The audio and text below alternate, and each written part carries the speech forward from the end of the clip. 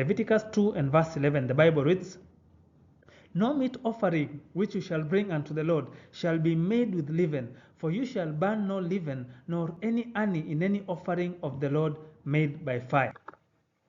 You shall burn no leaven, nor any honey in any offering of the Lord made by fire. So honey was not supposed to be burned as a sacrifice. Honey was not supposed to be burned. It was exempt from being burned as a sacrifice of the Lord.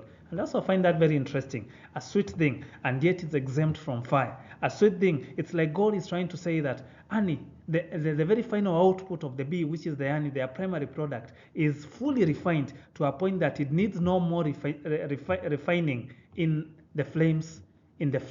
It needs no more refining in the fire because it's fully refined. It's fully refined. Very interesting. So honey was not supposed to be burned in the fire. Honey was not supposed to be burned in the fire. Again, we are turning to 1 Samuel chapter 14. 1 Samuel chapter 14, and we'll look at from verse 25. 1 Samuel chapter 14, verse 25, and the Bible reads, "And all they of the land came to a wood, and there was honey upon the ground. And when the people were come into the wood, behold, the honey dropped, but no man put his hand to his mouth, for the people feared the oath. But Jonathan had not when his father charged the people with the oath.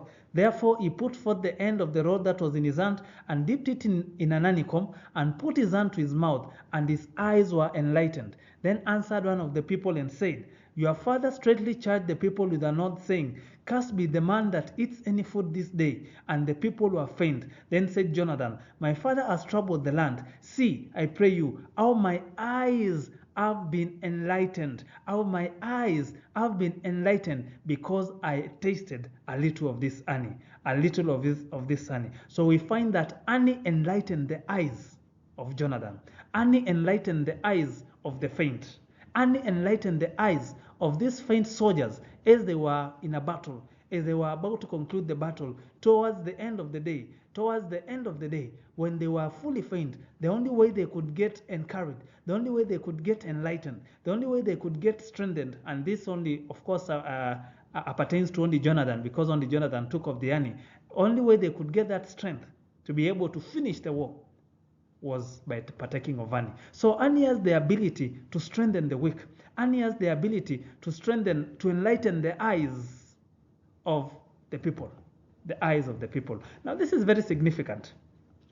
This is very significant, and we are going to find out why it's very significant.